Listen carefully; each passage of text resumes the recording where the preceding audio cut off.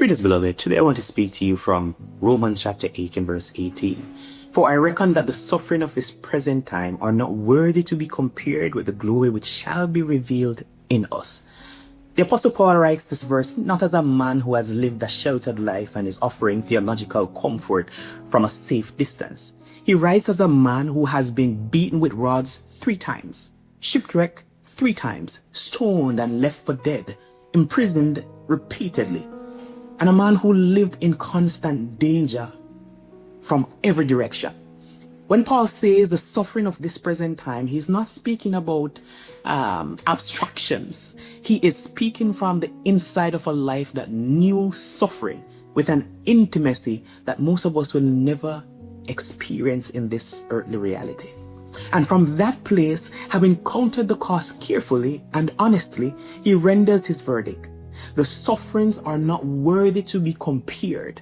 Now, the word translated reckon is a Greek word logizomai, a mathematical and accounting term meaning to calculate, to reason carefully, to arrive at a conclusion through deliberate weighing of the evidence. So Paul is not offering an emotional reaction or a spiritual platitude. He is presenting the conclusion of a man who has done the mathematics. He has placed the suffering one side of the scale and the coming glory on the other side of the scale. And the result of that calculation is so lopsided, the comparison itself does not hold.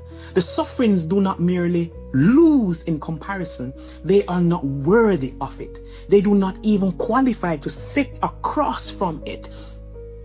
The sufferings of this present time carries the meaning of a season, an appointed period, a stretch of time that has a beginning and it also has an end.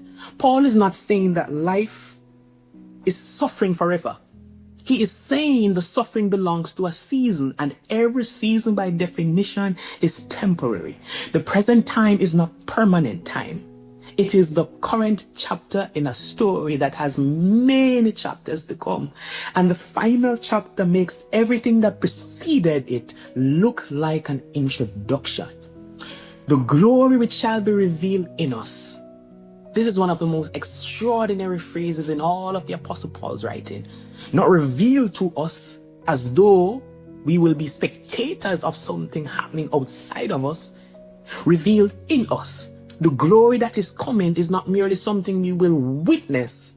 It is something that we will be unveiled to as a part of us, through us, as us. So the full expression of what God always intended when he made us and redeemed us will finally be visible without the veil of this present age obscuring it. We will not merely see the glory, we will be its vessel. The word revealed means to uncover, to unveil, to bring into the open that which had been hidden.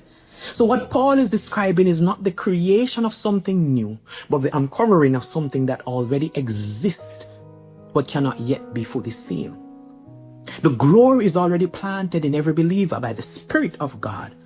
What is coming is the day when everything that obscures it, the suffering, the weakness, the mortality, the limitations of this present age, they will finally be removed, and what God always saw in us becomes visible to everyone. So this verse, it sits in the context of the apostles' larger argument that the groaning of creation, the Romans chapter 8, all creation, he says, is groaning together in anticipation of the revelation of the sons of God. The word created order is leaning forward. The whole created order, the whole cosmos is in a posture of expectation, and the object of that expectation is the day when that which is hidden is finally unveiled and the children of God are revealed in the fullness of what they were always created to be. Beloved, this life is hard. And I want to say that plainly before I say anything else, because the church will sometime essentially do a disservice to hurting people by rushing past the reality of the difficulty to get to comfort. So let us sit honestly for a moment. This life is genuinely, deeply, sometimes unbearably hard. There are seasons that press you in ways you were not prepared for. There are losses that change the shape of everything. There are years of waiting that stretch beyond what we are able to endure. There are mornings when getting out of bed requires a kind of courage that nobody around you recognizes or applauds, because it does not look like courage from the outside. It just looks like getting up. Life has many seasons. And if we're not careful, if we lose sight of the larger picture, the accumulated weight of those seasons can do something dangerous to us. It can make this world feel permanent. It can make this present pain feel like the final word. It can shrink our vision down to the size of our current circumstances until all that we can see is what is pressing us right now. And then we forget entirely that we are pilgrims who are passing through. This is not our permanent residence. This is not our permanent home. You were not made to live in this world forever. Not in the world that currently is. You were not made to accumulate here and to settle here and to plant your deepest roots here and find your ultimate satisfaction in this system. You were made for something the eye has not yet seen, and the ear has not yet heard, and the human heart has not yet been able to fully contain. You were made for glory that is coming. And everything you are experiencing in this present season, as real, as heavy as it is temporary. For something eternal is coming. Paul understood this with clarity that sustained him through suffering that would have broken the most of all of us before it even ended. And the key to his endurance was not the denial of the suffering. He named it. He called it what it was: suffering. Real, present, painful, costly, but he refused to let the suffering set the terms of the conversation. He put it on the scale, he weighed it against what was coming, and the calculation changed everything. Think about what the Apostle Paul was actually saying.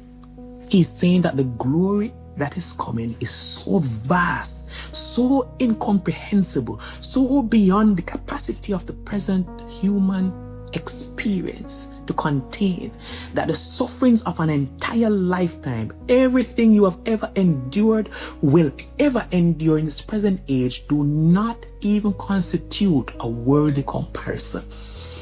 No, that suffering cannot compare.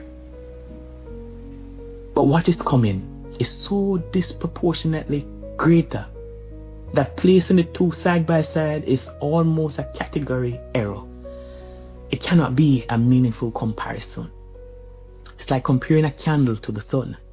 This perspective changes everything. Beloved, not a perspective that minimizes pain, but a perspective that contextualizes it. Your suffering has a context. It exists in a story, and that story does not end here. The story does not end in this difficult season, or this broken relationship, or this financial pressure, or this health crisis, or this grief that has not yet lifted, or the dream that has not yet arrived. The story ends in glory, revealed in all of us, through you, as you finally completely unveiled before the watching universe as the child of God that you have always been. And here is what the truth is supposed to do for us, beloved.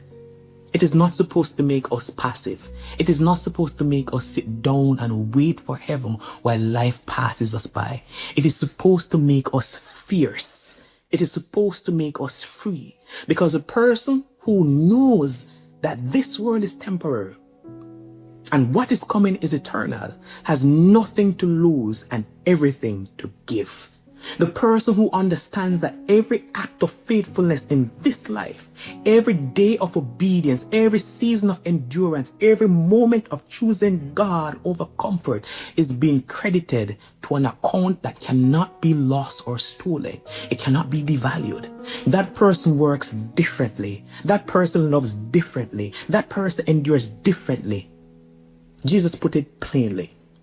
Lay up for yourself treasures in heaven, where moth and rust do not corrupt, and where thieves do not break through and steal. Everything you invest in this temporary world is subject to the limitations of this temporary world. But everything that you invest in the kingdom, every prayer, every sacrifice, every act of faithful service, every day that you have kept going when you wanted to stop, is being stored in a place that the present age has no capacity to touch. So yes, the waters are deep sometimes. Yes, the fire is hot. Yes, there are seasons that feel like they will never end, and days that feel more than you're able to carry. But you are a pilgrim. Beloved, you are passing through, and the great deliverer is coming. Your redemption draws near. The day is approaching when every tear will be explained, and every suffering will be redeemed, and every act of faithfulness in the dark will be brought into the light and rewarded by the one who saw everything you had to endure, and he forgets nothing. Do not throw in the towel. Not now. Not when you are this close to glory. So I implore you, keep going, keep serving, keep loving, keep giving, keep enduring, because you are not working for a reward that can be taken from you. You are laying up treasures in a place where nothing is ever lost. The suffering of this present time is real, but it is temporary. The glory that is coming is real, and it is eternal. Do the math. Beloved, when you have done the math, get back up. Get back on your feet. Pray. Father, I will be honest. This present time has been heavy. There are days when the weight of life presses in ways that I do not anticipate, and the distance where I am and where I am going feels very far. But today I choose to do the math, like the Apostle Paul did. I place my sufferings on one side of the scale, and I place the glory you have promised on the other, and I confess that there is no comparison. What you have prepared for those who love you is beyond what I can fully see from this vantage point. So I choose to live today as a pilgrim who knows where home is. I choose to lay up treasures in heaven. I choose to endure what the season requires, because I know that what is coming makes every moment of this life worth it. I choose to keep my eyes on the eternal God when the temporary presses in hard. Remind me that I am passing through, and remind me that you are coming. In Jesus' wonderful name. Amen and amen. Beloved, I want us to be armed with the mindset that we're pilgrims. I want us to make a conscious declaration. I am a pilgrim passing through. This world is not my permanent home, and its difficulties are not my final story. The sufferings of this present time are real, but they are only for a season, and they are not worthy to be compared with the glory that is coming. I choose today to lay up treasures in heaven. I choose to endure with purpose. I choose to serve with urgency. I choose to keep going, because my redemption draws near, and my great deliverer is coming. Every tear has been seen. Every sacrifice has been recorded. Every act of faithfulness in the dark, known by the one who rewards openly. I will not throw in the towel, because the glory is coming, and I will be with my God for all of eternity, and I'll do whatever it takes, regardless of what this season costs me. I encourage and implore you, beloved, to go ahead and get my book, 30 Days to a Deeper Life, a Deeper Faith, a devotional for the hungry heart. If you want to go deeper, there are devotionals there for you. And the second one, The Mask We Wear, they're all available on Amazon. I pray that you read them and be blessed, and continue on your assignment. Continue so you can hear, "It is well, O good and faithful servant." The Lord bless you, and keep going. Amen.